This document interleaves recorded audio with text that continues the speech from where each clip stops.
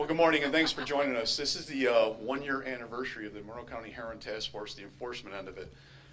February 1st of 2018, in collaboration with the District Attorney's Office, we collaborated with other law enforcement entities and said, how can we take the actionable intelligence that the DA was gaining every day and make that actionable to an enforcement end and an education end. So after 1 year of forming this task force, we're here to report back to the community on the successes and the desires for the future as we move forward.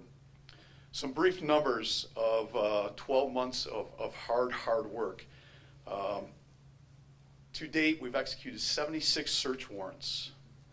Of the 76 search warrants, we confiscated heroin and fentanyl to think about this, 1,862 grams of heroin and fentanyl, which is the equivalent of 31,000 hits on the streets of Monroe County. 31,000 bags of death these guys have recovered in 12 months. We don't know which one of those bags will cause a death, but we know how dangerous each one of those bags are. So 31,000 bags recovered of potential death. The street value of that heroin and fentanyl was about $310,000. During the execution of the search warrants, we also recovered an additional $336,000 of cash from the drug dealers here in Monroe County. So this is an equivalent of almost $750,000 we've taken out of the hands of drug dealers in 12 months. With the 76 search warrants served, we also recovered 29 firearms. And with that, we executed 94 arrests and placed charges on those individuals and brought them before the District Attorney's Office for prosecution. We are in no way claiming victory. Our first goal was to wrap our arms around this problem and see if we could stabilize it. I think if we look at the numbers for 2018, for the 12-month period, that we pray that we're seeing this problem stabilize. But we've got a lot of work to do and we fully realize that. But our first part was to educate the community, cordon off the problem, do intense enforcement, and make sure our recovery partners are there waiting for those people that survive an overdose.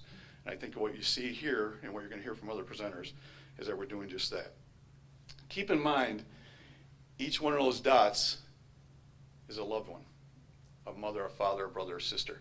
Keep in mind, there's 159 red dots on that map. Those are death. We still lost 159 souls. So by no means are we here to claim victory, but our first goal was to stabilize the problem and make sure we're doing our end, the intense enforcement, and then the follow-up prosecution. So we're not going to stop. We don't take this as a point of victory. We take this as a challenge. We're exactly where we want to be. We're moving forward. We're progressing. And we ain't going to take our foot off the gas pedal one bit. We're going to keep on prosecuting this thing forward until we find ourselves in a position that we want to be in.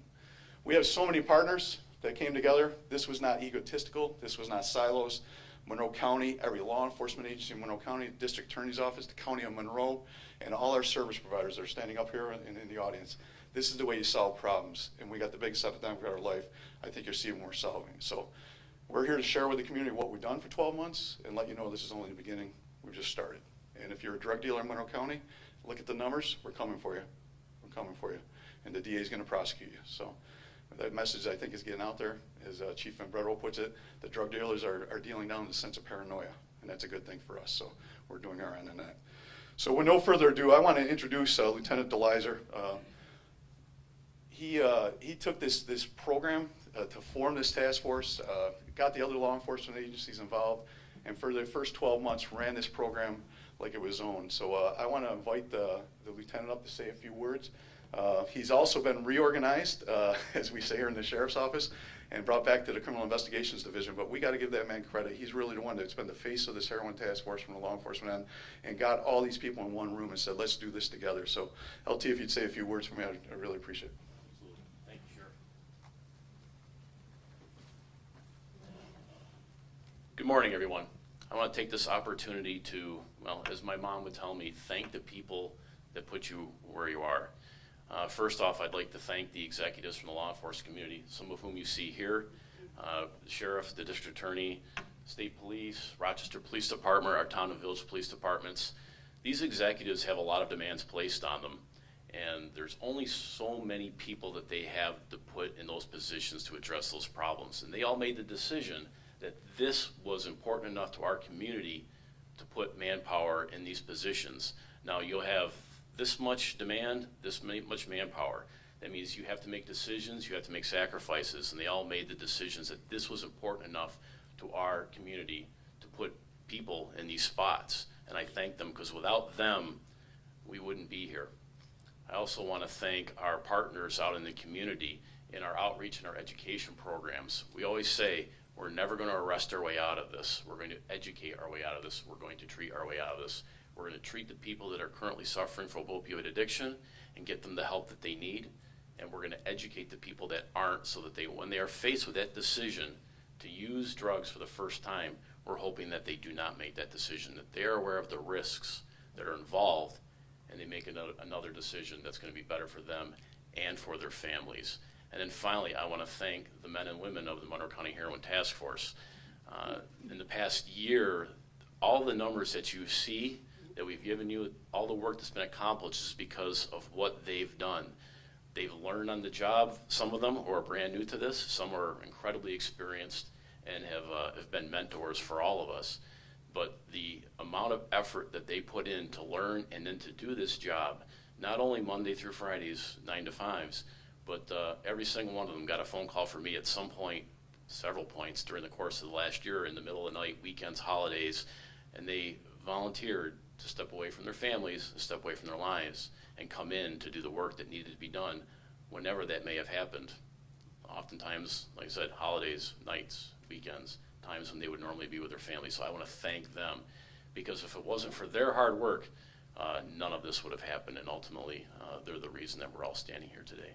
And finally, I want to thank all of you, the members of the media. If it wasn't for you, this word would not be getting out. There's nobody that's out there following my Twitter account. They're out there listening to you.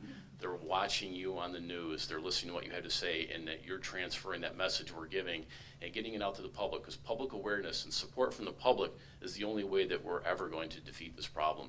We need to have everybody in our community engaged, and I believe, thanks to the good work that you have done also, I believe this community is. So thank you very much. And I want to introduce our district attorney, Sandra Dorrell. Thank you. Thank you. Good morning, everyone. It's really great to be here, and it's really impressive to be here with all of our partners in this endeavor. And as Lieutenant DeLizer said, we are not going to arrest our way out of this, but we are all working unitely towards the end of this epidemic. So I'm really proud to be here, and just to give you an update on what's going on, at least in terms of law enforcement and the district attorney's office. You're probably all wondering, why are we still talking about this? Why are we still here? Well, the truth is in the numbers. Last year in 2018, we had over 1,000 overdoses in this community, and that's 1,000 too many overdoses. We need to stop it right now. We need to keep talking, and we need to keep educating and bringing this up in the community. When the Monroe County Task Force really began, one of my goals as district attorney was to make sure that we would prosecute those for homicides who were giving this poison and selling this poison and causing death in our community. And the law is not very straightforward when it comes to prosecuting these cases, but there are avenues in which to do so. And as I explained to law enforcement, we needed to build up our cases. We needed to work on long-term investigations. We needed to look for those aggravating circumstances in order to build these homicide cases. And I can tell you that all of the partners in this room have joined with me, and we have been able to prosecute to date 7 individuals for homicide charges, be it either criminally negligent homicide or manslaughter in the 2nd degree, for giving a substance or selling a substance resulting in death. And all 7 of those individuals are now in state prison serving what we believe to be significant sentences. And really, we have some more in the works. That was one of our biggest goals, and I think that's very important for this community. As I was at a conference last week and speaking with other DAs throughout the state, we are the leader in prosecuting individuals in homicide cases for opioid deaths, and I think all of us in this room should be very, very, very proud of this. In terms of drug dealers, I've always said, we are going to make sure that every single drug dealer is held accountable and goes to prison.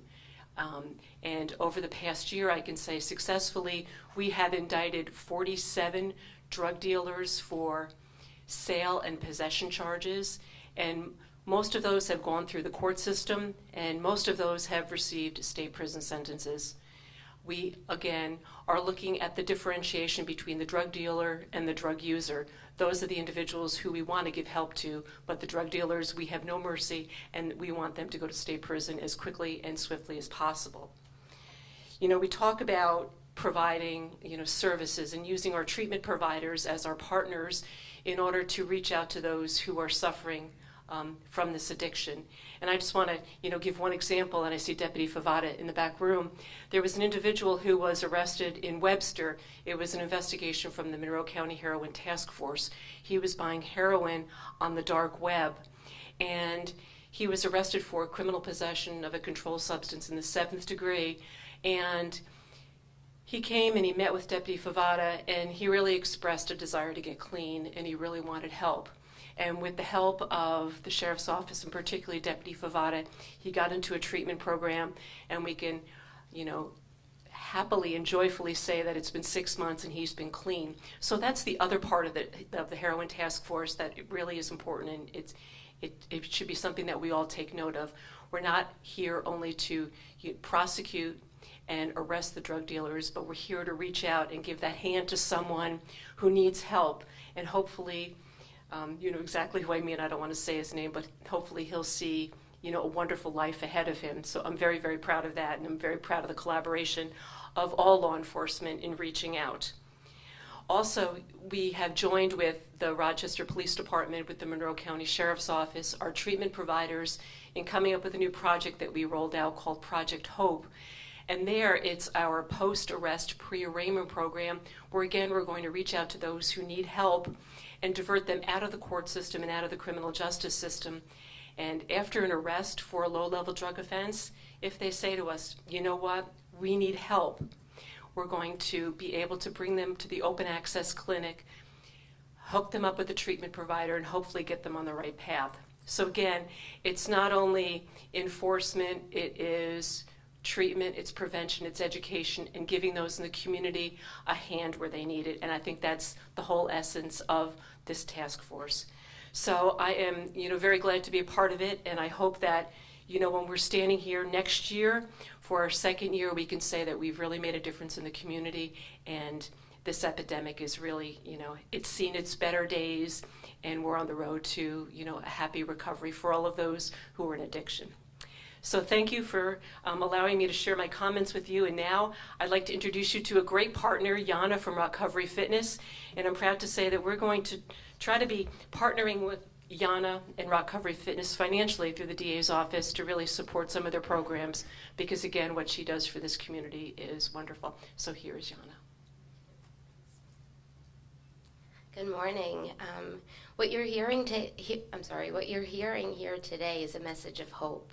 You're hearing community and partnership, law enforcement, district attorney's office, treatment providers, recovery coming together in the fight against addiction. And it's such an incredible honor for me to be here, specifically because I've said this before, but law enforcement and the criminal justice system has saved my life. And that is probably the only reason that I'm here today, that I've been given a second chance at recovery. And it's so powerful. Sheriff Baxter talked about all the red dots, but look at all the blue dots. Those are lives saved. Those are families that have a loved one. Those are individuals that have a chance at recovery. And it's an incredible partnership to incorporate people with shared experiences, to be able to seek out those individuals that are struggling and reach our hand out to help them. We've started doing ride-alongs with Deputy Favada to those that have had an overdose, to be able to connect them to services, and that's so important. I'm here today to be the voice of recovery, but I'm also here today because this community has made incredible advances in this last year. We are rich in resources. Monroe County is really progressive in the way that we're handling the opioid epidemic and addiction as a whole.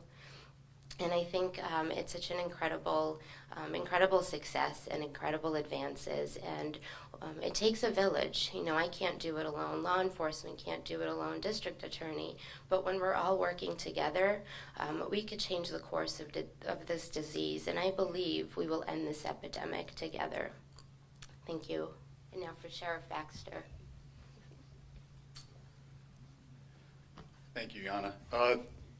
So we can sum this up really, really quick. If you're a drug dealer in Monroe County, we are coming after you. She's going to prosecute you. We're going to put you in prison.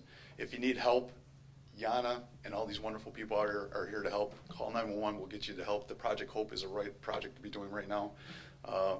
We're coming for you if you're dealing drugs. If you want help, we're here for you. And we got to keep the pressure on. We will keep the pressure on.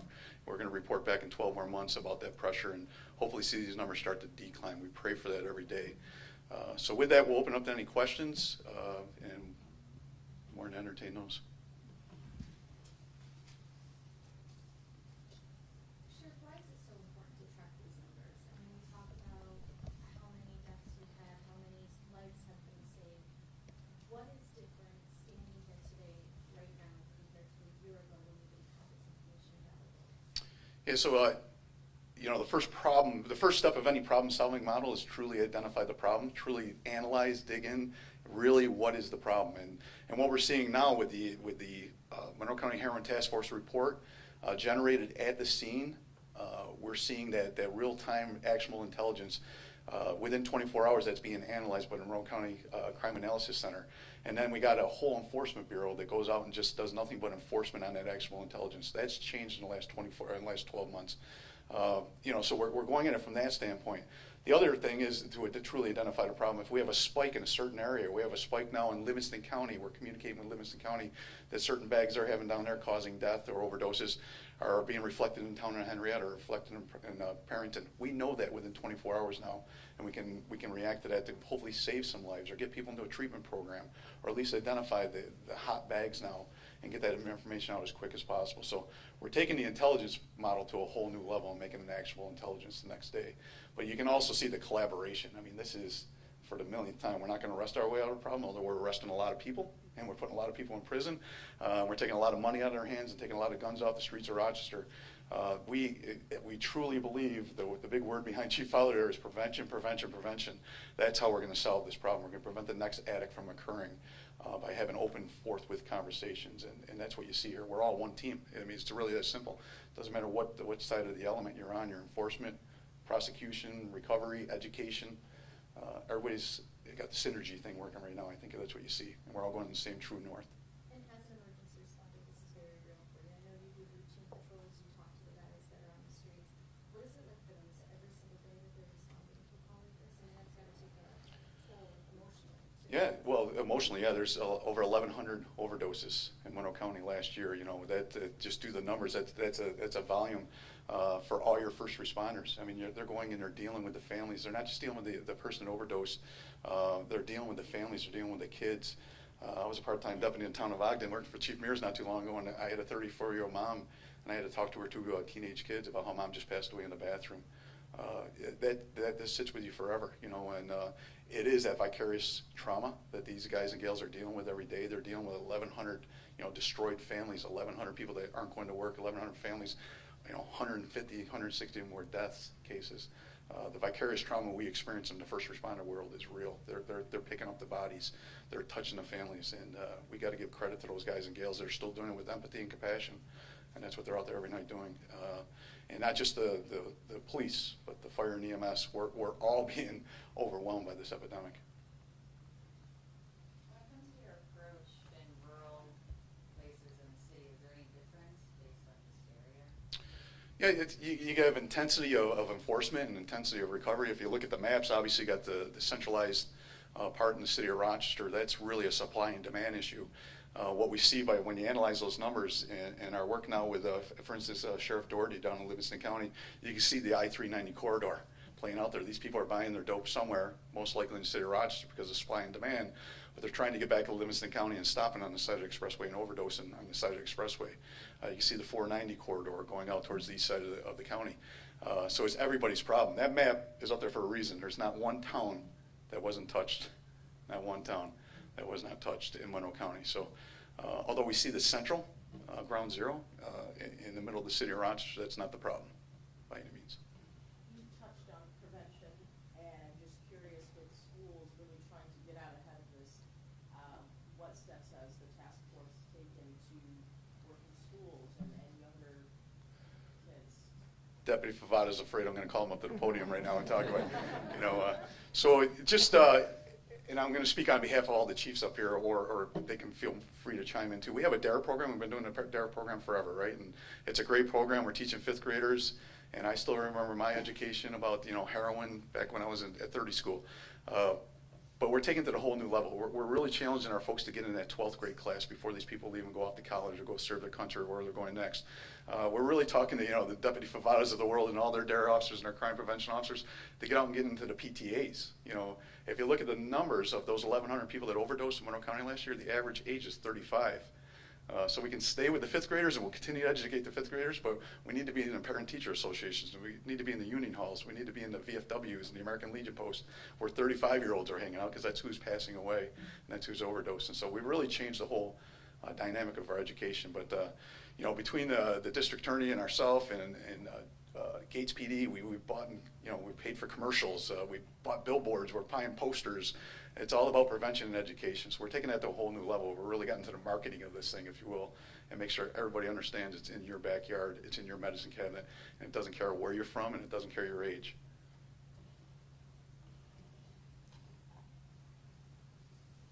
Any other questions?